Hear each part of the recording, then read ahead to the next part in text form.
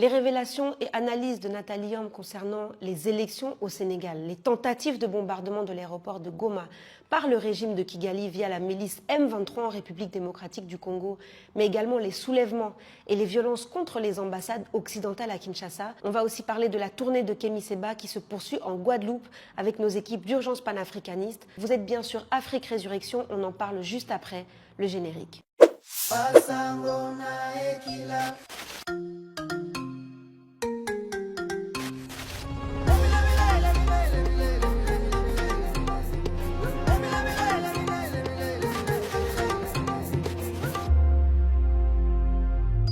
De partout où vous regardez cette émission, Basangona Ekila, ça veut dire des nouvelles avec Ekila. Je vous envoie beaucoup de force et j'espère que vous accomplissez votre mission de vie. On commence avec les révélations de Nathalie Yamb. Après le craquage de Macky Sall avec son décret présidentiel et la loi qui devait reporter les élections prévues pour dans une semaine, un décret finalement annulé par la Cour constitutionnelle sénégalaise. Faisons bien attention à cette annulation.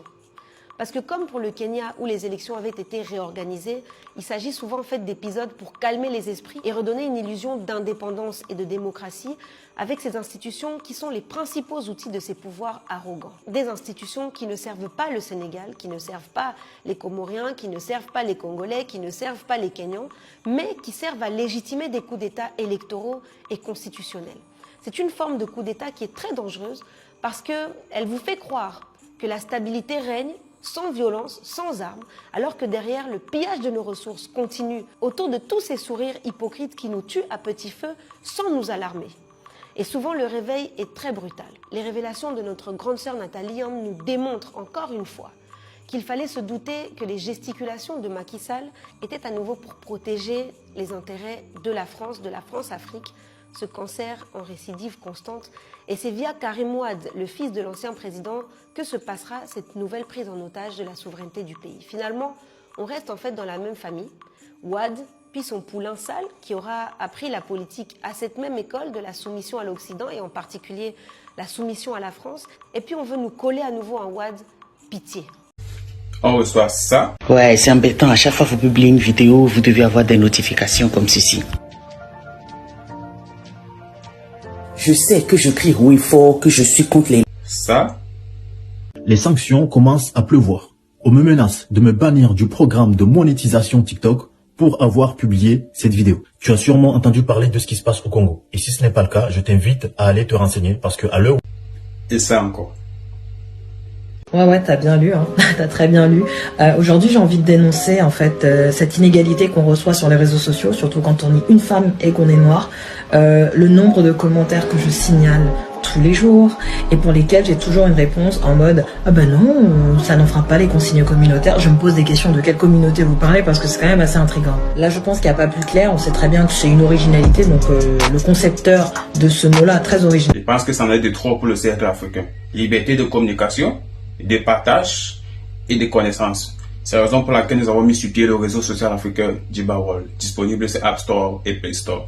Je vous encourage toutes et tous à aller rapidement vous documenter sur nos réseaux d'Afrique Résurrection avec cette vidéo de la chronique de Nathalie Yamb. Elle y décortique en profondeur les raisons géopolitiques d'un tel choix.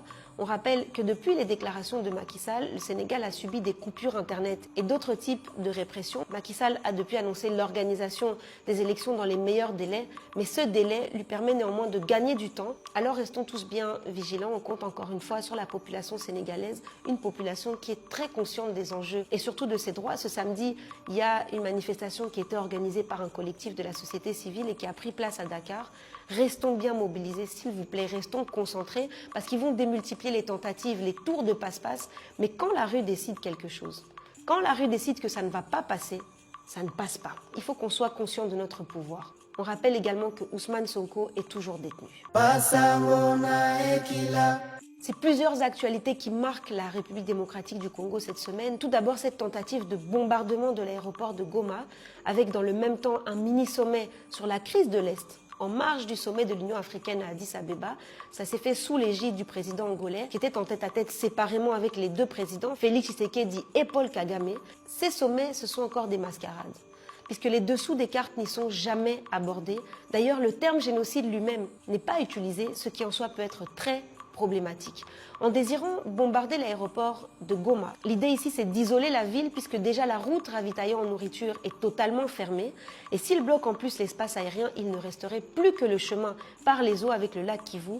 Ça forcerait en fait Goma à se tourner davantage vers le Rwanda pour le ravitaillement en vivres et ça accentuerait évidemment cette balkanisation de fait sans pour autant que la ville de Goma ne soit officiellement prise et donc sans pour autant que le M23 ne subisse les pressions politiques de l'international. Et là je voudrais vraiment vous dire qu'il faut faire attention à ces symboles de la prise de grandes villes. Parce que déjà, tout le monde sait que s'ils voulaient vraiment entrer et contrôler Goma, ils ont tout à fait la force stratégique et militaire pour le faire. Et je ne suis même pas sûre d'ailleurs qu'en découlerait un réel isolement politique de la part de la diplomatie internationale aujourd'hui. Mais en plus, pendant ce temps où nous sommes en train de parler des grandes villes, il y a des villages qui, eux, sont en train de tomber un à un. Et je pense qu'il est clair que la vie d'un habitant d'un village ne peut pas valoir moins que celle d'un habitant d'une ville. Les miliciens du M23, l'armée rwandaise, ils sont là. Ils sont également au sud Kivu depuis longtemps. Ils sont d'ailleurs à 2 pas de la cité de Minova qui ravitaillait jusque-là en nourriture. Dans le même temps, l'actualité des derniers jours au Congo a été marquée par des soulèvements dans la ville de Kinshasa. Alors même si les appels au rassemblement devant l'ambassade des États-Unis et à la dénonciation à travers notamment le hashtag USA is Killing ont été impulsés par Urgence panafricaniste RDC, notre organisation étant une organisation non violente. Nous n'avons rien à voir avec les pillages et les actes de vandalisme qui ont été commis contre les ambassades occidentales ou contre le matériel de la MONUSCO, la mission des Nations Unies en RDC. Urgence panafricaniste RDC a d'ailleurs tenu une conférence de presse cette semaine à Kinshasa afin de clarifier la situation et de couper également l'herbe sous le pied de ce régime qui prétend aujourd'hui ouvrir des enquêtes pour identifier les auteurs des casses et des pillages alors que plusieurs acteurs ont été identifiés comme des membres de l'UDPS, le parti du président, des personnes qui ont...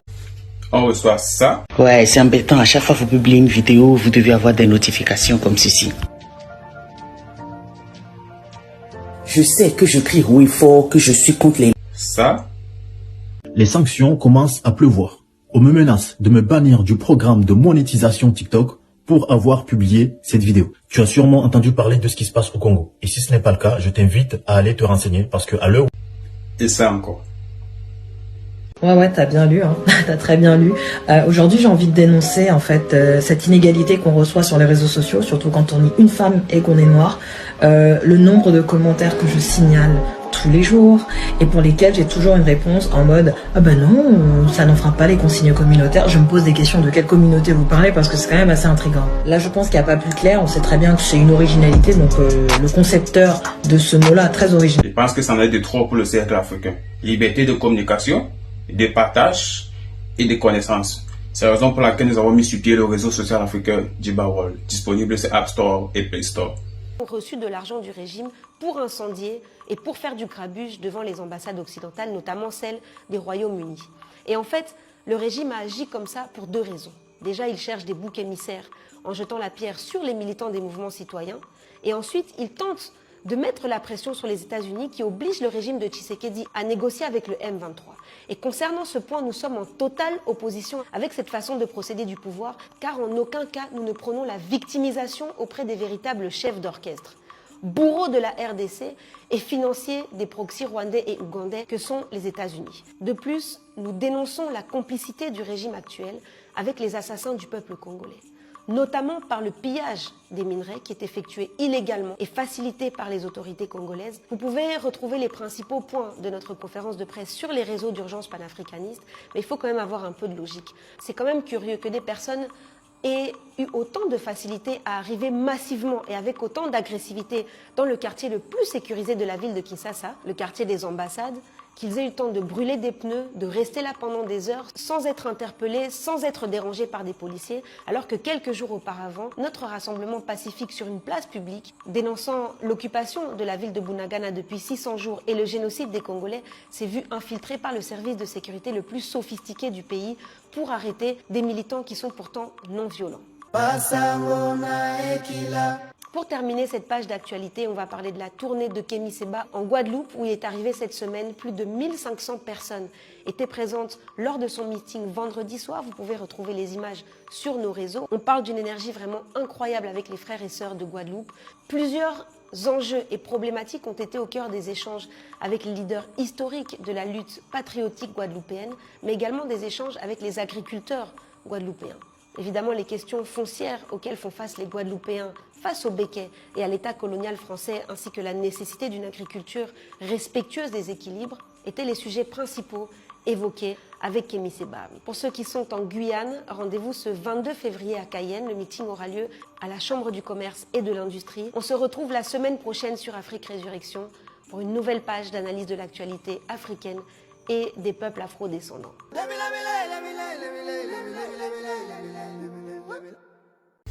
On reçoit ça. Ouais, c'est embêtant. À chaque fois que vous publiez une vidéo, vous devez avoir des notifications comme ceci. Je sais que je crie haut et fort, que je suis contre les... Ça.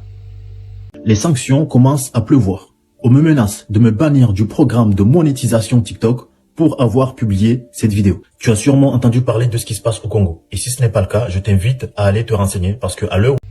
Et ça encore. Ouais, t'as bien lu, hein. T'as très bien lu. Aujourd'hui, j'ai envie de dénoncer en fait cette inégalité qu'on reçoit sur les réseaux sociaux, surtout quand on est une femme et qu'on est noir.